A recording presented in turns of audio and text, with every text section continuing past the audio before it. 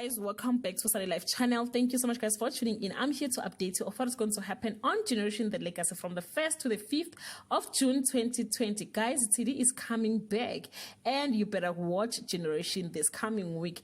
From Monday, Izondiwe gets a mysterious phone call and collapse on the spot. Jera is going out of his way to be nasty. The insurance guy realizes something fishy is going on. On Tuesday, Mazwi has his handful of furious Tshidi spare enter her office and get the fright of her life. If all else fails, resort to blackmail. On Wednesday, Kokflo tells Lesedi to clean up her mess. Palisa's friends are disgusted about her behavior. Gaddafi spots something at the hospital which leaves him dazed and pained. On Thursday, returning from dead isn't as easy as it might seem. Pele makes an arrest which he hopes will be in vain. Lucy receives a distressing phone call.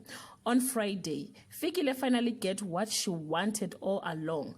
What do you do when your only option are fleeing or going to jail? Jack arrives at the apartment to find a chilling surprise waiting for him. So guys, this is all I have for today. You can leave your comment below and share your thoughts. Till we meet again, I love you so much guys. Bye.